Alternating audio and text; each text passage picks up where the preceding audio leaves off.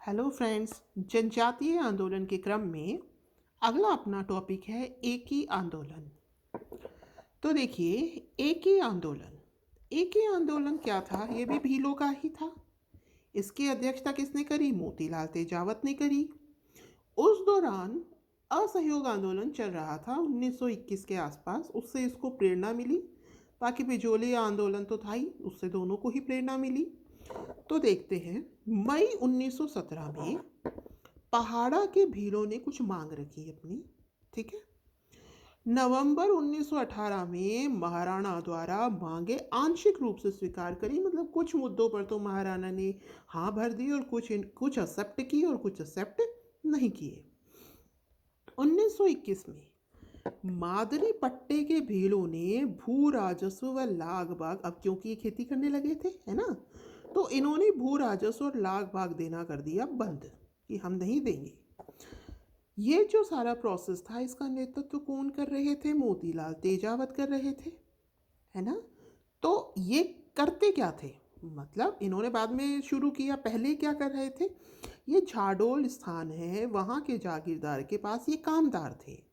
अब जागीरदार के पास ये भील आते थे, बहुत विपदा में थे, तो उनसे इनकी विपत्ति नहीं देखी गई और इन्होंने भीलों को संगठित करके एक ही आंदोलन शुरू किया। अब कारण देखते हैं इसके, ये आंदोलन क्यों शुरू हुआ। तो बराड़ की वसूली कर रहे थे। बराड़ एक टैक्स है, उसकी वसूली हो रही थी। डाकन प्रथा पर रोक लगा दी गई, वहाँ पर चुड़ैलों को मारने का, यहाँ पर डाकन प्रथा, एक ही बात है। बिना भू राजस्व चुकाए खेती व वन उत्पाद के संचित करने पर रोक, मतलब पहले आपको भू राजस्व देना होगा, तभी आप खेती कर सकते हैं या जो वन उत्पाद है उसको संचित कर सकते हैं। और तंबाकू, अफीम, नमक पर नए कर लगा दिए और जो लाग बाग थी उसको बहुत बढ़ा दिया गया।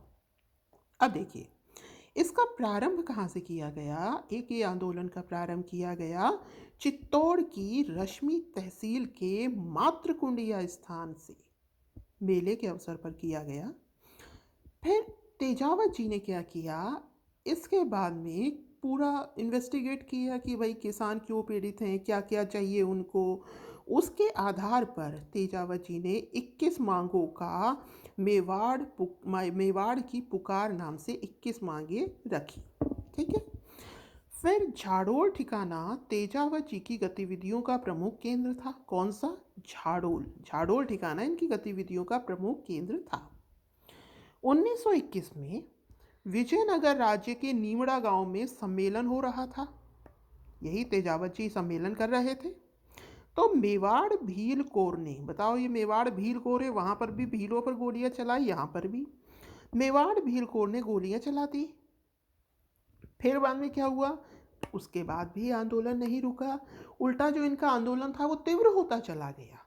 इसमें 1200 के आसपास भील खत्म हुए, फिर इनका आंदोलन और तीव्र होता चला गया। फिर बाद में शासकों ने, मतलब राजा ने देखा कि भाई ये तो नहीं खत्म हो रहा, तो इन्होंने 1 जनवरी 1922 को कुछ छूट देना तय किया। ठीक है। फिर रमाकांत मालवीय, मदन मोहन मालवीय जी के बेटे, और मणिलाल कोठारी, ये वहीं दीवान थे, मणिलाल कोठारी जिनको गांधी जी ने भेजा था, उन्होंने आग्रह किया तेजावत जी से कि आंदोलन वापस ले लीजिए, लेकिन उन्होंने वापस नहीं किया, क्योंकि ये आंदोलन क्या हो रहा था? तीव्र हो रहा था और हिंसक होता जा रहा था। इस घटना के बाद ये आंदोलन और हिंसक होता जा रहा था। भील समुदाय रोके ही नहीं रुक रहा था, है ना। और फिर बाद में मोतीलाल तेजावत किससे जुड़े हुए थे? राजस्थान सेवा संघ से। फिर बाद में 7 मार्च 1922 को मेजर, मैंने बताया था ना, वहाँ तो कौन थे? Colonel Sutton. यहाँ कौन है? Major Sutton. ठीक है। तो 7 मार्च 1922 को की कमांड मेवाड़ भील कोर ने फिर वही किया, गोलियां बरसाई। कब? 7 मार्च 1922 को। फिर 12 अप्रैल 1922 को सिवाना में हुआ। फिर 5 मई 1922 को प्रिचार्ड ने, मतलब ये देखिए, 12 मई 1922 को सिवाना में फिर यहाँ पर मतलब टैक्स लेने गए थे, फिर यहाँ पर मारा पिटाई करी गई। ठीक है।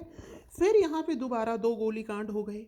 एक तो 5 मई 1922 को प्रिचार्ड ने किया वेलोरिया गांव में, और एक 6 मई 1922 को भूलावा नावापड़ा गांव में हुआ। अब इन घटनाओं से जो भीड़ थे वो हताश हो गए। ठीक है। राजस्थान सेवा संघ के राम नारायण चौधरी और सत्य भगत वो क्या करने लगे, वो इस मामले को देखने लगे, जांच करने लगे इस मामले की।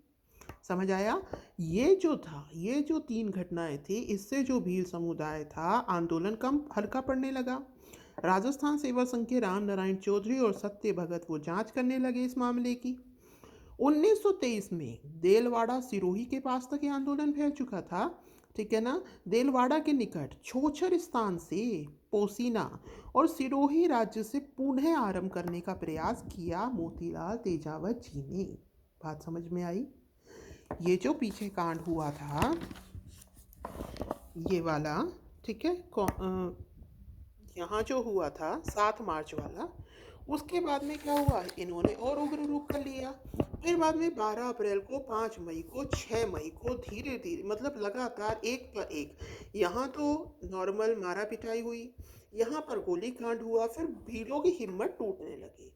लेकिन लोगों को ये लगता था कि आंदोलन अभी दबा नहीं है, ये दोबारा शुरू होगा। तो 1923 में ही जो तेजावत जी थे इन्होंने फिर प्रयास किया इस आंदोलन को उठाने का, लेकिन ये आंदोलन नहीं उठ पाया। 3 जून 1929 को ईडर राज्य की पुलिस ने खेड़ ब्रह्मस्तर से फाइनली तेजावत जी को गिरफ्तार कर लिया। फिर वो, मतलब उन पे नज़र रखी गई। फाइनली वो पूरी तरीके से देश आज़ाद होने पर ही आज़ाद हुए। तो ये था अपना मोतीलाल तेजावत जी का एक ही आंदोलन। आगे है बनवासी सेवा संघ। बनवासी सेवा संघ से कौन जुड़े हुए थे, भूरेलाल बया, भोगीलाल पांड्या, राजकुमार मान सिंह ने इसकी स्थापना करी। माणिक्यलाल वर्मा, हरिदेव जोशी, गौरी शंकर उपाध्याय भी इससे जुड़े हुए थे। इन्होंने जो बनवासी थे उनके हित के लिए प्रौढ़ शिक्षा केंद्र बनाए, छात्रावास खोले गए और उनके बच्चों के लिए स्कूल खोले गए। आगे है मीणा आंदोलन। देखिए, मीणा आंदोलन 1924 में एक कानून आया, क्रिमिनल ट्राइब्स एक्ट। फिर 1930 में जरायम पेशा कानून। इसमें क्या था आप जानते ही होंगे। इस कानून के तहत जो मीणा समुदाय था उसको रोज जेल में जाकर हाजिरी देनी होती थी। ठीक है, क्योंकि वहाँ पर क्राइम्स बहुत बढ़ गए थे। तो इसके लिए कानून बनाया गया कि सभी को आकर के रोज हाजिरी देनी होगी। 1933 में मीणा जाति सुधार कमेटी का गठन किया गया, मीणा क्षेत्रीय महासभा का। फिर इसने अप्रैल 1944 में जैन संत मगन सागर की अध्यक्षता में नीम का थाना में इस महासभा ने एक अधिवेशन कराया, जिसकी अध्यक्षता किसने करी, जैन संत मगन सागर ने। इसी अधिवेशन के दौरान बंशीधर शर्मा जी ने राज्य मीणा सुधार समिति गठित करी। ठीक है। 1945 में लक्ष्मी नारायण झरवाल के नेतृत्व में उपरोक्त कानून वापस लेने हेतु आंदोलन शुरू किया गया। नाम याद रखिएगा। जो अध्यक्षता किसने करी नीम का थाना वाले अधिवेशन की, जैन संत मगन सागर ने करी। और राज्य मीणा सुधार समिति किसने बनाई, बंशीधर शर्मा ने बनाई। फिर बाद में 1945 में लक्ष्मी नारायण झरवाल ने के नेतृत्व में जो कानून था जरायम पेशा कानून, उसको वापस लेने के लिए आंदोलन शुरू किया।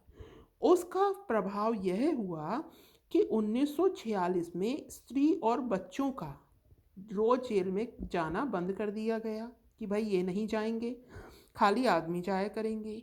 फिर बाद में अक्टूबर 1946 में बागावास में चौकीदार मीणाओं ने अपनी इच्छा से चौकीदारी के काम से इस्तीफा दे दिया। इस दिवस को अक्टूबर 1946 को मुक्ति दिवस के रूप में बनाया गया। और फिर फाइनली आज़ादी के बाद 1952 में यह कानून रद्द हो गया। तो ये मीणा आंदोलन था। इनके ऊपर जो एक्ट लगाए गए थे उन एक्ट को हटाने के क्रम में यह आंदोलन था। तो यह अपने जनजातीय आंदोलन थे। उम्मीद है आपको समझ में आए होंगे। तो धन्यवाद। Have a nice day.